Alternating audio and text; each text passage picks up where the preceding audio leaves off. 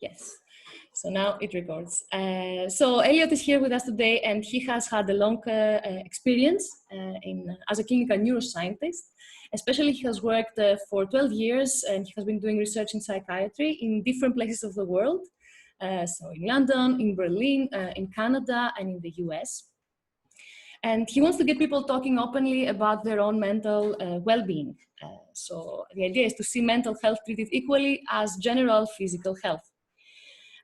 He has a life experience of mental health problems and spent lots of time with people suffering from serious mental illnesses.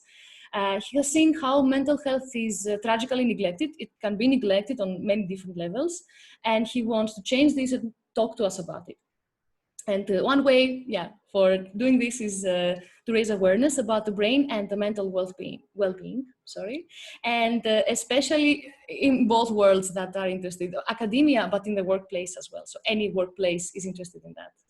And we are hosted today in the Edu Complex in Erevan, and we're very happy to have this opportunity to bring you together. So the floor is yours, Elliot, and you can start your presentation. Thanks so much for the introduction. I hope everyone can hear me clearly enough. Unfortunately, there's been some drilling in my building this week, so let's hope they are having a coffee break right now. Yeah, it's really a pleasure to be here, and I really, I'm really grateful for the opportunity to be able to speak to you in this setting, because I don't think there'll be another opportunity to really connect with people like you in other ways. So it's really, I feel like it's really something special for me, and I really hope that this could be something useful for you. And in that sense, I really wanted to make this more of a kind of interactive session, or at least later on have some interaction with you. I really tried to hear a bit about your experiences and to discuss maybe solutions to problems that you might have been facing yourself personally, or maybe within your job, within teaching. And so I wanted to just really give a relatively broad overview on some issues and not go too deep into the kind of research that I've been doing. I've been working for a long time in neuroscience in different hospitals, in different research institutes. And I've always really looked at the brain, and I've used brain imaging to try to investigate or try to understand what goes on in the brain when people suffer from mental health problems. I've also looked a lot at treatment, especially with schizophrenia and depression. And so I've worked on many different things. So I hope that you all feel open enough at the end to be able to feel free to ask lots of questions. So just to give you a brief outline of what I'll be talking about today, is I wanted to just first introduce what mental health is. And I think this is a really broad term, and you can see it from many different perspectives. So I just wanted to discuss some issues and some ideas about the different perspectives that you can see this from. And then I really wanted to go into some of the main issues that has affected our mental health as a result of the COVID-19 pandemic. And then for this to be really, I really want it to be useful for you to be able to take away some key points that you could actually apply, or some advice that you could actually apply in your life, in your work, with your students. And so towards the end, I wanted to talk about some possible ideas of what you could do to try to prepare for the future consequences of the effects of the pandemic on our mental health. And then, so I think I'll try to talk for 20 or 30 minutes. And then I was hoping that we could have a more of an interactive discussion towards the end. Okay, I have to keep an eye on the time. So, and I'm not sure if anyone new joined, but yeah, okay. Okay, so first of all, what is mental health? And yeah, and like I said, this is a really broad term, and you can see this from many different perspectives. And you think if you ask someone what mental health is, there's all these words that come to mind and ideas and different concepts and different perspectives, whether they're personal or whether they're in different contexts within a more kind of really medical way, in terms of clinical diagnoses like depression, anxiety, PTSD, and all of these labels that are more associated with the medical side of things. But in addition to that, there's a lot of other associations we make with mental health. And those are things like, well, how do we maintain our own mental health, and what causes mental health problems? There's many different ideas about what contributes to our mental health, and it's really a mixture of a lot of different things that come from our environment, but also our biology, our genes, and certain experiences that we have can kind of predispose us to different mental health conditions, and or protect us as well at the same time. And so when we talk about mental health, there's often these labels that we put on mental health and that we kind of think about. And one thing, I'm a really active mental health advocate, and I really believe in trying to fight against the stigma that's associated with mental health. And one of the main reasons for this stigma is really the kind of labels and these kinds of associations we make, with these negative associations we make with mental health, and how mental health might be considered like a weakness, or it's something that is bad, or that it could be should be discriminated against, or something that is strange or not treatable, and all of these things kind of contribute to stigma. And stigma is really one of the biggest barriers for people seeking help.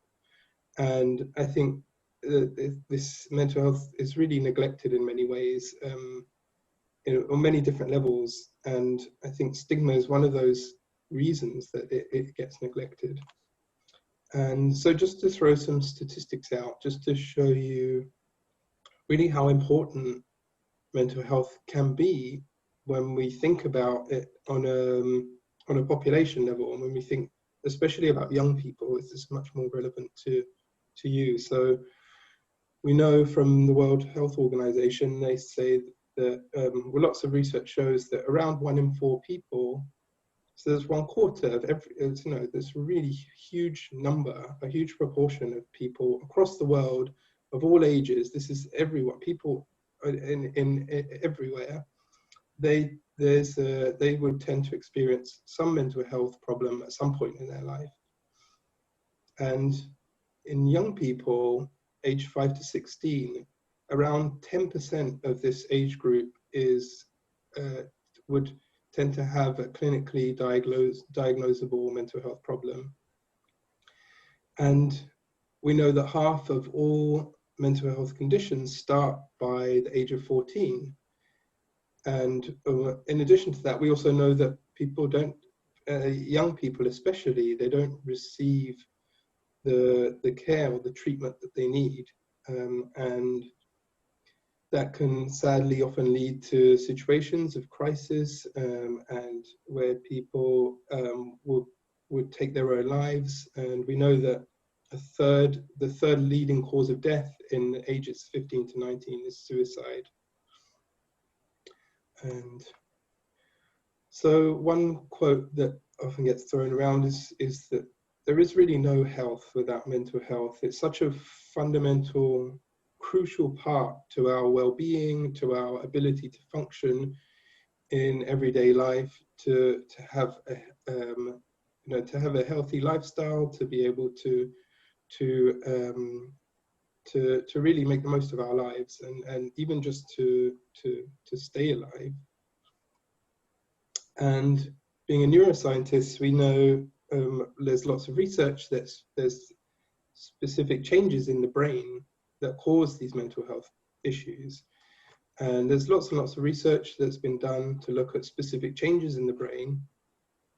And here you see a brain imaging, a PET scan of two brains. And on one side you see a kind of typically depressed brain and the other recovered brain. And you often see these kinds of differences in activity in different parts of the brain, in specific areas of the brain that are responsible for different functions that actually then can directly relate to specific symptoms that we see in mental health conditions. And we also know that there's also differences in terms of the neurotransmitters and the chemicals in the brain when people are experiencing mental health problems.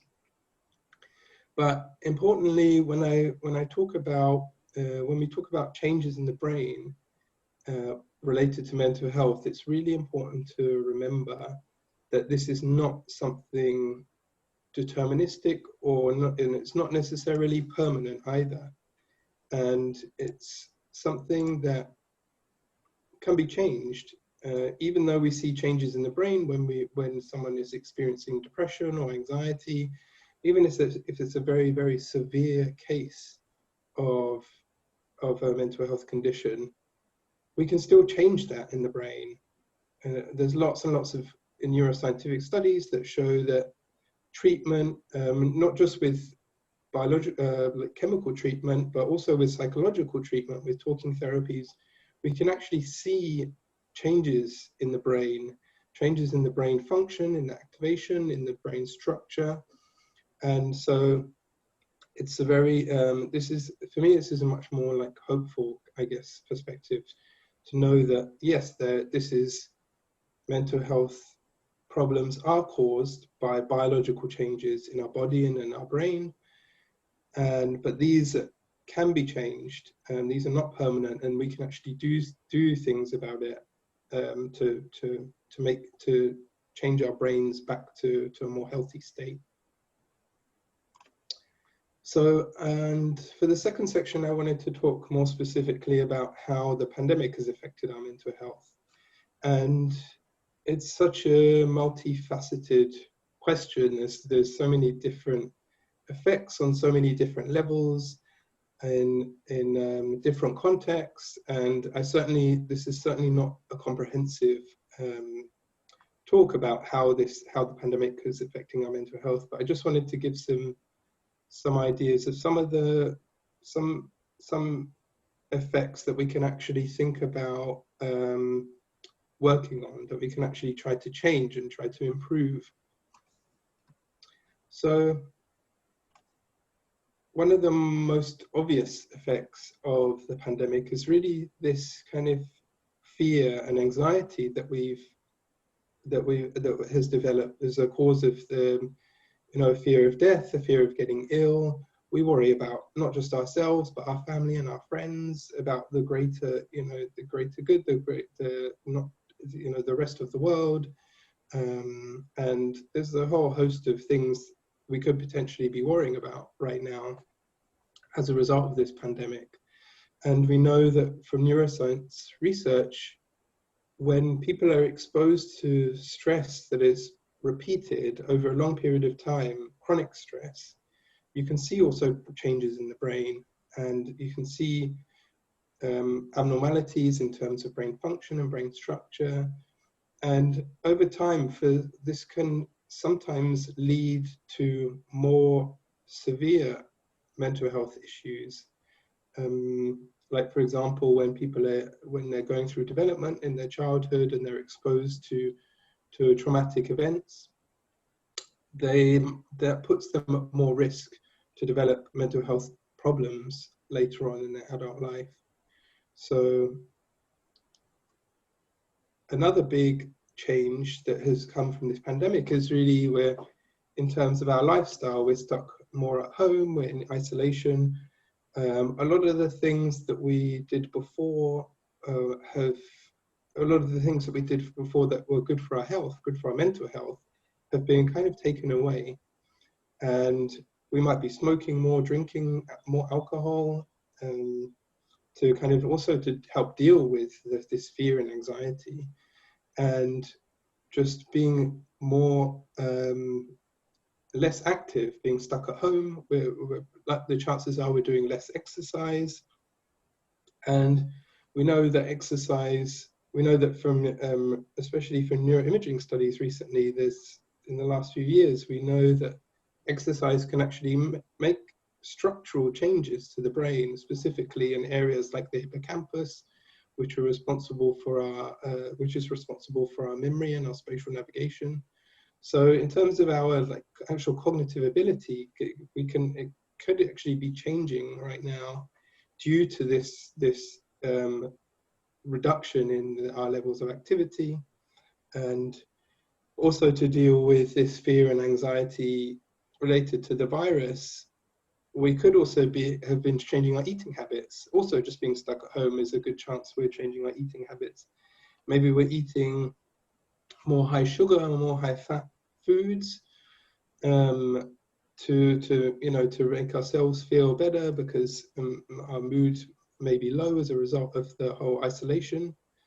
And recently, there's been a lot of attention into this gut-brain interaction, and we're starting to learn a lot more about how important it is to maintain a healthy gut, to maintain good mental health.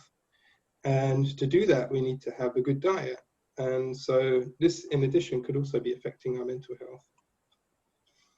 And we've also been isolated for several weeks. I'm not sure what the situation over there is, but it's that we were in Germany isolated or in lockdown for a good 2 or 3 months. And when you're in isolation, you lose the social contact which you would typically have, which you can also kind of might have taken for granted before. But this social interaction, this helps us feel good about ourselves.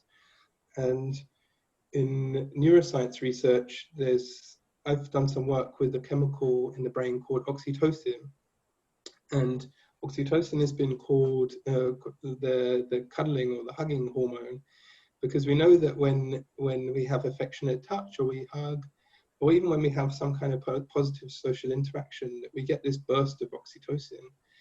And we know that oxytocin acts also like a buffer to stress in the brain. It helps regulate levels of cortisol in the brain, and it also can help us just feel good about ourselves. And so with the socialization, we've reduced the opportunities to really get these oxytocin boosts.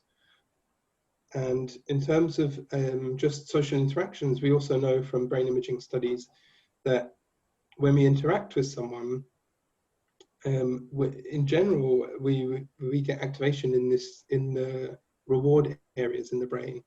So we get bursts of dopamine, and we get this increase in reward-related activity in the brain when we interact with other people. I just check the time. Okay. And so another effect I wanted to talk about is especially, I think, relevant to you being educators, is this idea of digital exhaustion. And I'm sure lots of you have heard about this term Zoom fatigue. And it's really the pandemic and the isolation and this remote working has really changed a lot about how we interact with each other. And these kinds of digital interfaces, like what we're having right now, is really, even though on the surface it might seem very similar to a real social interaction, there's actually a lot of fundamental differences psychologically that can affect our mental health. One of them being, like, when we're doing Zoom calls where all day, we might have group calls where there might be 5, 10, 15 or more people in a call, and we're faced with this kind of audience in front of us. It's, in a way, it's as if we're kind of on a stage and we're like really having to act and perform And if you're having multiple calls in a day, and if you're, especially if you're kind of an introvert like I am, that can be really, really exhausting. And I think it's something that we might not be so aware of when we're actually in the midst of this pandemic. And we also know from psychological research that when the lack of information, or if you have situations which are kind of ambiguous, or where things are not so clear, like when you're staring at me right now, you're only really seeing a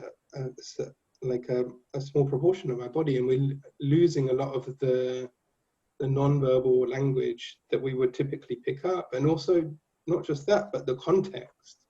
Like every call I'm having, or every talk or interaction I'm having these days is in my apartment, and I'm having to shift my mind to different modes, like to my work mode, to to different projects that I might be working on. I might be then having a video call with a member of my family in the evening. And usually we would have these kind of environmental contextual cues to help us get into get our brains into that mode, to really process the situation. But now we've had that taken away. And so that lack of information is also really exhausting for us too. And just being in these Zoom calls also just reminds us constantly how strange of a situation this is, how unusual this pandemic is, how many unusual changes there have been to our lives. And that can also feed back to this that can remind us about our fears and our anxieties and our worries about the virus. And since the pandemic, there's been a lot of researchers trying to really push out research as quickly as possible to try to help the situation, to develop vaccines, but also to help understand the psychology of what's going on. And there's been recently a big study which found that actually, kind of counterintuitively, you might think that elderly people who are maybe more dependent and more have even more isolation, that maybe the elderly people would be the most affected as a result of the pandemic. But in fact, this study showed that the youth were the most affected group when we look across different age groups. And I think a lot of this has to do with all of these things that I've just talked about: the social isolation. Younger people may be more dependent on social interaction to kind of maintain their own mental well-being, and also they might be more active as well than the elderly people, and that difference between being stuck inside and isolated compared to what their lifestyles were like before might be much bigger. And it's really important to keep in mind as well that a lot of these effects of the pandemic we still haven't seen yet, and there's still talk of a second wave coming in many different places. And even if there isn't a second wave, I think the consequences on our mental health could be really long lasting, and it might take a longer time for things to really start coming out, for us to really see the real effects of this pandemic. So I wanted to talk about some more actionable things, like what we can do to prepare for the future, especially considering that we know that there's still the full effects of this pandemic still probably we haven't seen yet. So I wanted to first talk about what you can do yourselves to try to prepare for the future, to protect your own mental well-being. And there's many things which often get recommended. A lot of these actually come from the World Health Organization. And so one thing is, and this also relates to the effects of the isolation. So one thing we can really do to try to improve our mental well-being during these times is to try to connect as much as possible with our social network and try to maintain as much social contact as we can, but in a safe way. And another piece of advice would be to try to keep to a routine to maintain good sleep, going to bed at a similar hour, waking up at a similar hour.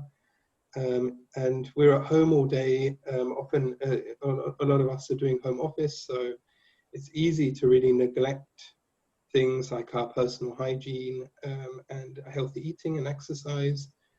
And I think prioritizing those could make a really big difference in terms of how, not just our mental well-being, but that also has an effect on our productivity at work, our ability to be effective teachers, effective bosses, effective parents, effective partners. All of these roles that we have in our lives, I think, can be influenced. And one recommendation that often gets given is to help others, and that's not really the first thing that would come to my mind in these situations, but actually this act of helping others and these charitable acts actually help us feel better about ourselves. So it's in that way everyone wins. So you're not only just helping others who might be more in need, but you're also helping yourself to improve your own mental health. And also there's been a lot more neuroscientific evidence showing that meditation, and specifically things like mindfulness meditation, can actually have a real impact on our mental health, and can actually, especially for low-level depression and anxiety, and where we might be experiencing some issues, but maybe not to the degree where we would end up in hospital. We can use self-help tools like meditation to actually to improve our mental well-being, and there's lots and lots more evidence coming out showing that this can affect the brain. And another tip would be to try to stay positive as much as possible. There's and maybe you've heard about doom scrolling on your phone, where you may be on social media or just looking at a news channel, and nowadays it's just, well, it's becoming a bit less, but it's just, the news just seems to be saturated with stories about the virus, about death, illness, and tragedy. It's just really can be, if you expose yourself too much to that, then that can really have a detrimental effect on your own outlook, on your own life. And another big thing is really, if you feel like you're struggling, or even if it's just a little bit, my advice would be to just think about getting support. And support doesn't necessarily mean going to the doctor or going to a psychiatrist or going to the hospital, but that could mean talking to a friend, a close friend who you feel comfortable with, talking about your own mental health, or a member of the family. And there's also a lot of resources out there online which you could use, where you can also not only get information about different mental health conditions or strategies to improve your own well-being, but also there's a lot of opportunities online, especially now after this pandemic, to be able to connect with other people, who may be experiencing mental health issues, also to connect with healthcare professionals and actually get professional advice and support online, a lot more than was available before.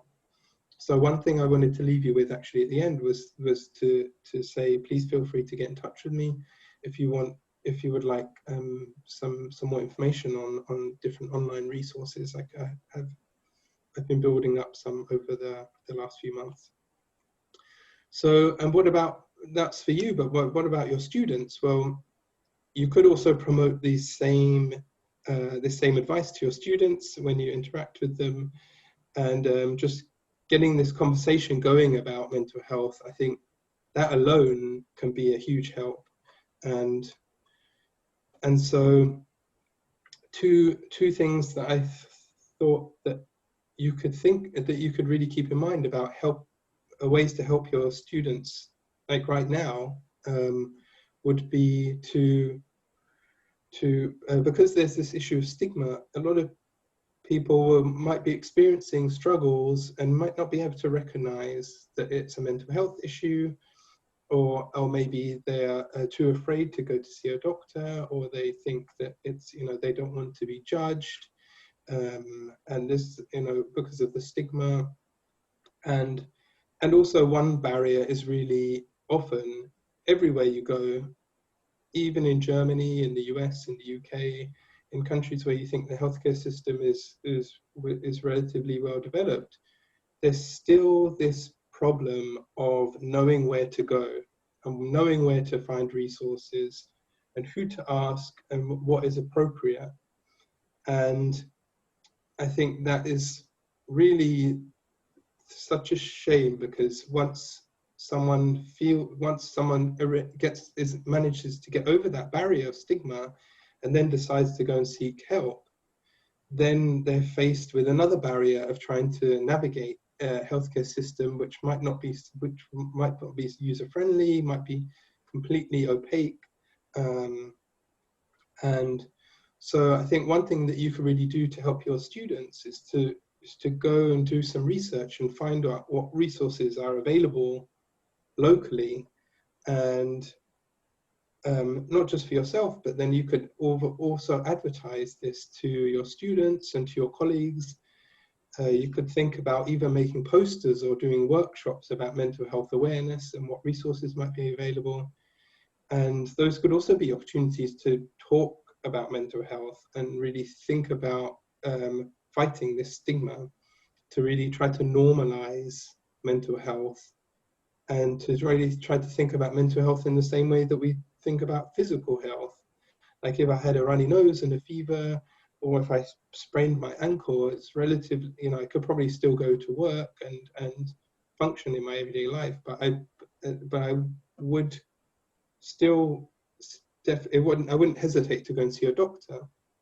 Whereas if someone is struggling a little bit with mental health problems but is still able to function, then there's often this stigma that prevents them from going to seek professional help. Okay, so I think I talk a bit longer than I wanted to. No, but that's great. Please go on. No worries sorry. about time. So yeah, I was hoping to have this last part, just more of a discussion, and to really just try to open up the floor to everyone that's here. Well, firstly, just to allow anyone to ask any questions they want about mental health or the brain. I can try. I can't necessarily promise that I'll be able to answer every question, but I could at least try. And also, I really wanted to get a bit more of a perspective about what you've been going through, because I have no idea. I only learned about your school, your educational complex through this program, and I actually have no idea what the situation with the COVID pandemic is right now in Armenia. So one question I wanted to ask, if a brave volunteer from the audience, or you could even feel free to actually type it in the chat. But one question I want to ask: what has been the biggest challenge or change for you during the pandemic? And this could be something personal or academic. Yeah, just feel free, and yeah. Yeah. So, Thank you. Thanks, Elliot. I think your question is pretty valid, because everyone is going through this in their own microcosm, if I might say it, in the personal experience area. So yeah, I'm also curious to see the teachers from the Edu Complex. if they want to share with us something they noticed or something that that they noticed in their students or in the course. I will, yeah, I think everyone can mute themselves. So maybe, yeah, I see some people unmuting, thanks.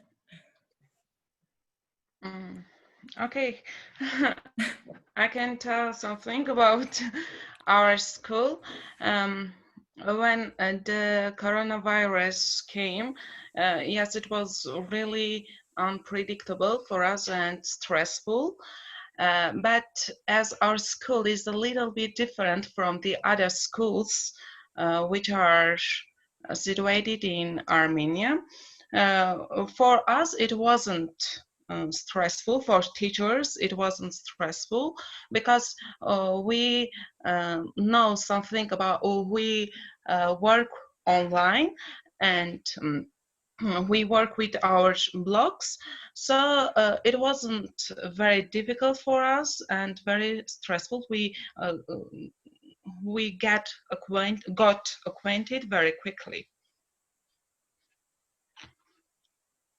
That's great. And now we are trying to find the best solution how to work both online and at physical situation and at classrooms. And I think we can think a lot and find the best solution for the educational complex. Hermine, can I also ask a question? Yes, of course. Or all the participants, actually. It's not not to focus on you. Don't feel any pressure. Okay, no problem. I'm just wondering. I mean, I haven't taught to a class. Definitely not at the level that you have done, which is, you know, you are trained for this. But I have noticed sometimes in classes that you have different personalities of students, and some students tend to be also, as Elliot mentioned, more introvert, right, or less participating, let's say, without the COVID situation. Have you noticed those students being still active? Did they have any change in their participation in this context? To be honest, our students are not so aggressive, and as a teacher, I'm constantly trying to involve all the students in my lessons by using new student-centered methods of teaching students of mixed abilities. I use a lot of materials and internet sites to lead the learning process, and we show they have different abilities, so we try our best to cope with their abilities. But about their aggressive, they are not aggressive at all. Honestly, our students are not aggressive at all. Only they have different levels of education. Only that is problem in our edu complex. Okay. So when you say aggressive, you mean maybe active or like more active, or maybe I didn't understand. I didn't understand. No, they are very active. Okay. And we have conducted a lot of educational interesting projects, games and discussions, and so we try our best to make the lesson fun, both fun and educational. So nearly everybody is included in the learning process. And we don't see any kind of abnormal behavior from our students, honestly. That's great. That's great. Okay. I think you're very lucky. Thank you. And yeah, so I would be happy to take any questions if anyone has any questions about mental health in general, and even if it's not necessarily related to what I talked about, I'd be happy to answer anything. Dear participants, I'm Tatevik. I just want to add, I can't completely join to your conversation, as I'm just gonna join the Mkhitar Sebastasi Complex as a teacher. That's why, as a teacher, I'm not able to explain what kind of students do I have in my classroom. So I hope that my children will be very active. The pandemic wouldn't hurt them, and they will be as very how to say, organic as we started before the pandemic in our lives. I hope so. Creative, I mean. All the students in our complex is very creative, and I hope that they'll help me to join to this big family and do my best to show that I can be a teacher, good teacher for them. Thank you for your online discussions and the information that you give us. Thanks for coming. And I was curious, what's when the school year starts, do you think you'll be still doing a lot of online learning? Telling honestly, I haven't done yet online. I hope so that I want to go to my workplace and work at our class. And like we can get in touch with each others, and I think it's more helpful to teach them because it's a foreign language for them. Just as online teaching, I don't know how they can get the information that I want to tell them. Yeah, as I'm a newcomer, maybe I'm not. I don't have any practice. Maybe that's why I answer in this way. But if I have to do it online, I learn, of course, for sure. Thank you, Tatevik. Yeah, actually, that's one more thing that I think Elliot mentioned about the team feeling, because you mentioned the family and the team feeling, which is the priority in the school. And that's very good, because that's the social contact that Elliot warned us not to leave aside, right? It's part of it, right? To feel your workspace very friendly. Yeah, if Elliot, if you want to comment on that, or yeah, on the, yeah, please. yeah, I think it's I just started a new job in August, and I think I've barely met any of my colleagues yet. It's a bit strange. I've been just sending emails back and forth and had a few video calls, but yeah, I think it's something that I kind of took for granted as well, having that interaction with your work colleagues, that how important it is really for feeling that we have like meaning to our lives, and to understand the kind of roles that we are in society, and in terms of not just in terms of who we are as a worker, but who we are as a person, what our identity is, and you know, what kind of things we identify with, and what things we like, and how, you know, what kind of how we see ourselves is really dependent on our interactions with other people. And I think if you start to lose that interaction, then you can even start to question your own identity and your own self, and start to think about, well, you know, a question like, okay, well, start to have these kind of existential questions. I think if in a more, maybe more extreme cases, and yeah, so I think the social, I'm a big proponent of social interaction for lots of different things.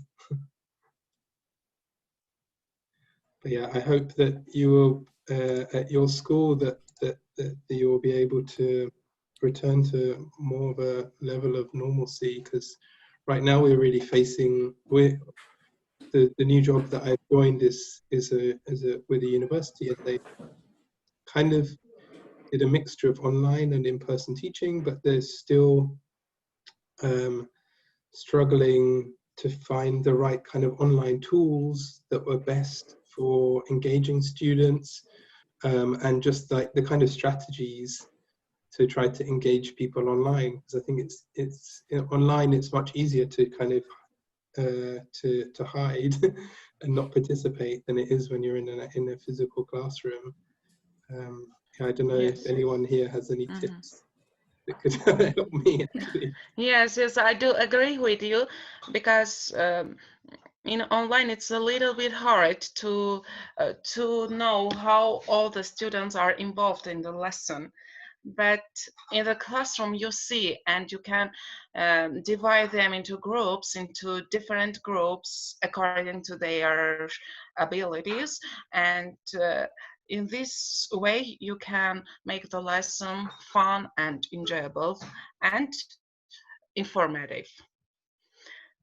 But online it's honestly it's a little difficult to understand how all the students are involved, are engaged in the lesson process.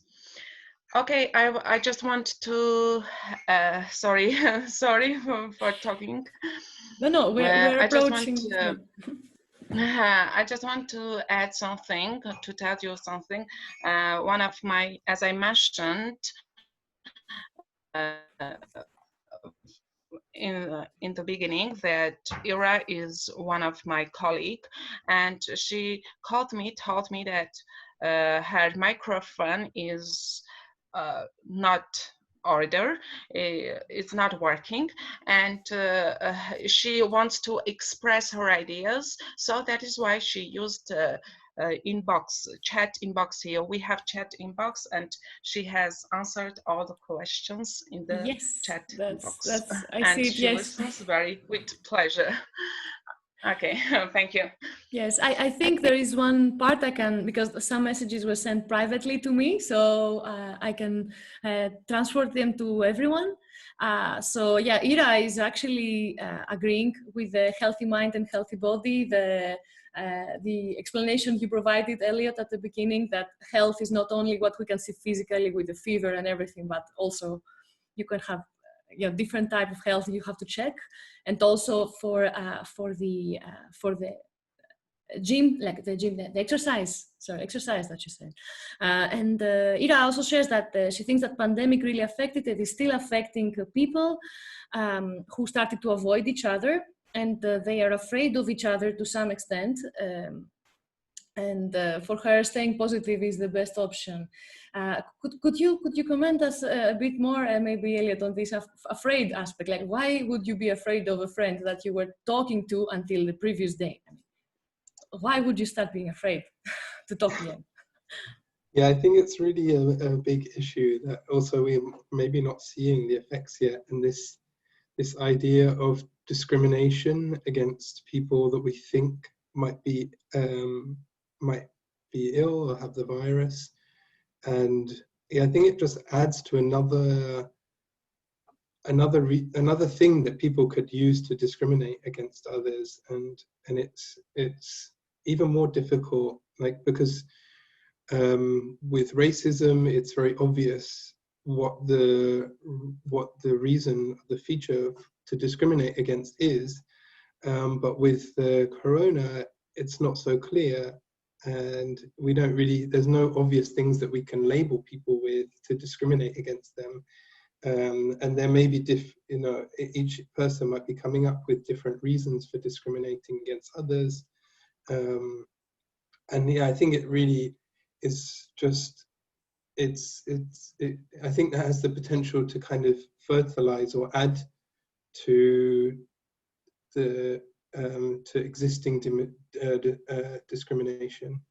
And yeah, I think that then that also limits our social interaction more, and it could make you more paranoid. And yeah, I think I hope that this will not really have a big impact in terms of discrimination, but I think it's inevitable that there will be some level. But yeah, maybe when the vaccine comes, then we can kind of rationalize the discrimination more and say, okay, well, we can then discriminate those who've been vaccinated and those who haven't. It'll be much easier. But, yeah. If it's their option, I guess. Yeah. If there's choice, if it's their choice. Yeah.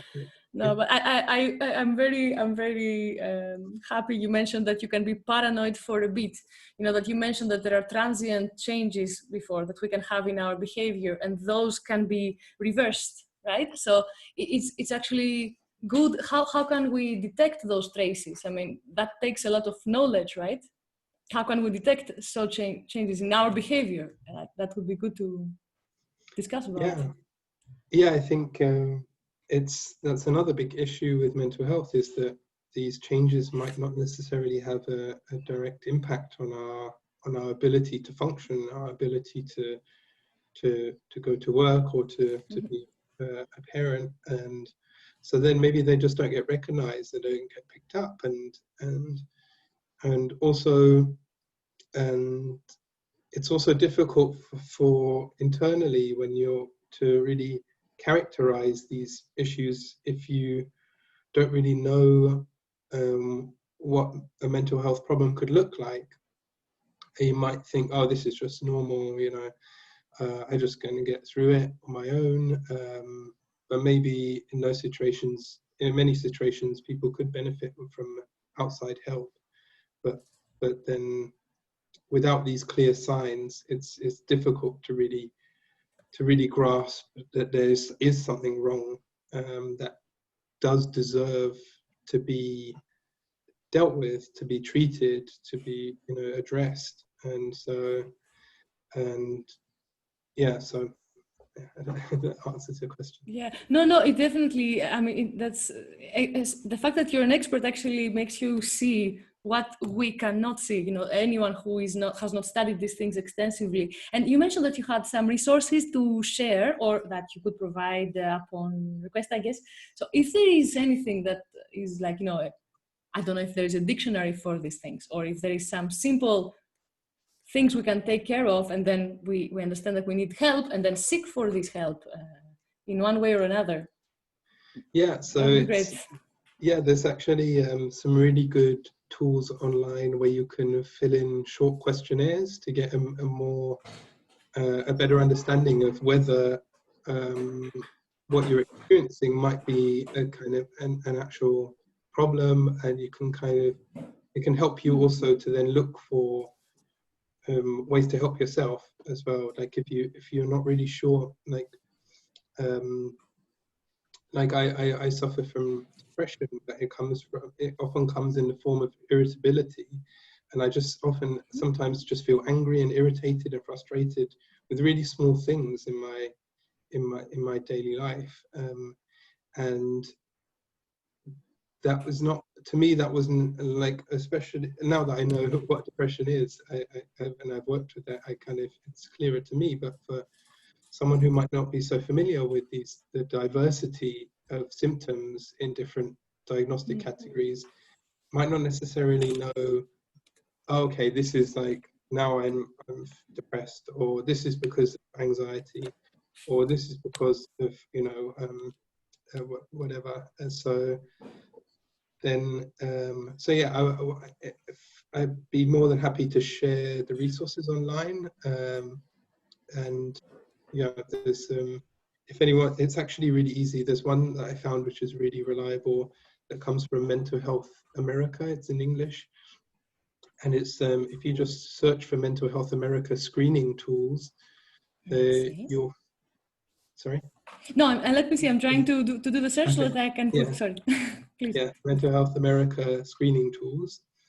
you can find some really simple, straightforward questionnaires where they're really short. They're not like really in depth. I think each questionnaire takes 5 or 10 minutes to fill in, and then it can at least be a first step to help you identify what you're like the struggles that you might be going through, to help you kind of navigate that, and to think about, well, you know, where can I look for support, where can I look for help, and what you could also, it could also help you to make decisions about what kind of resources you can find to help yourself, because there's a lot out there too. Yeah, thank you. I just posted on the chat the link you suggested, so Great. you can also see that. Yeah, and there's also lots and lots more resources online now as a result of the pandemic. And there's a lot of psychotherapy and psychoeducation, and all these resources have had to go online because people can't meet in person anymore. And there's a lot of new opportunities for digital health services. In Germany right now, there's a big change in the law that's allowing health insurance companies to actually pay for digital health apps to be prescribed by doctors in the same way that a doctor might prescribe a tablet. And so Germany right now is going through this big change, and there's many across the world. Actually, there's a kind of a revolution going on in healthcare, where there's a lot of things are becoming digitized to try to improve things, and also to take over some of the things that the current healthcare systems might not be able to manage. And so along with that, you can now find a lot more resources online for mental health. That's great. I mean, that's great news. You say revolution, and I have the impression that every domain somehow undergoes a revolution this time. Yeah. And it's it's good to hear that it happens also in mental health, actually. Yeah. I can say personal comment, like I have one relative of mine who has studied clinical psychology, and before, at the beginning of the pandemic, we were discussing a little bit, and soon we noticed that maybe the isolation is not going to be the problem only of going around as a mobility problem, which is the first that you see, right? But also all the stuff of the mental health may come a bit later, and I guess all the experts could see that much earlier and prepare with these good tools. That's very, very encouraging. Yeah, yeah. I think it's still difficult to predict exactly what's going to happen, but yeah, we can at least try and prepare. Okay. But maybe if I go ahead and wrap things up, unless anyone has any other questions. And also, if anyone does, and they think of something after the talk, then just please feel free to send me an email. I'll be more than happy to answer any questions. And so, I think someone has a question. I think. Yeah. Or a comment. I don't have question. Okay, can I speak? Can I say something? Yes. Okay, I don't have a question. I just want to thank you for this online lecture. It was really useful, and you shared a lot of interesting information with us about mental health.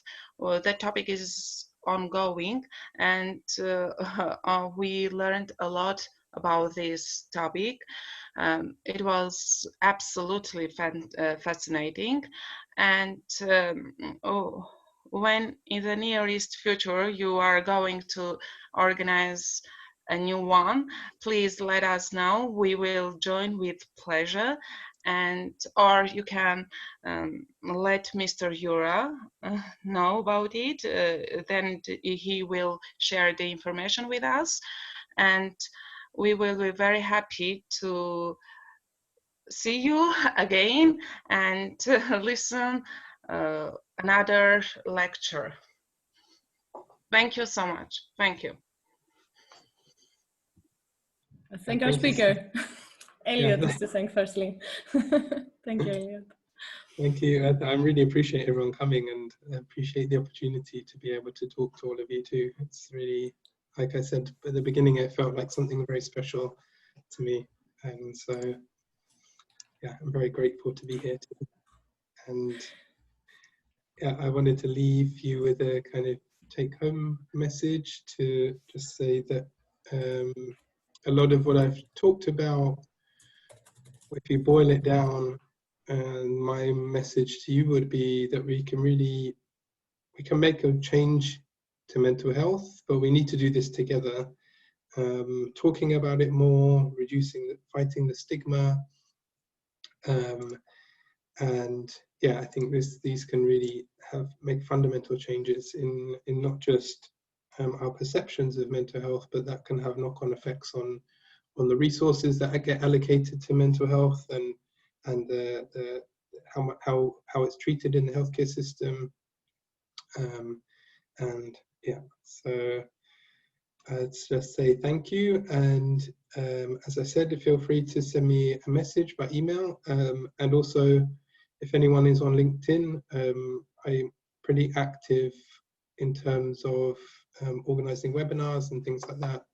We have one, I think I have one coming up almost, well, at least I'm helping organize one at least once a month up until the end of the year.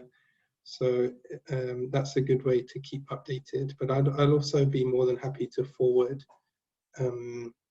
information on upcoming webinars to you too. And yeah, feel free to reach out if you want some more information on online resources that are out there. And yeah, thanks again. And I hope to see you all again soon.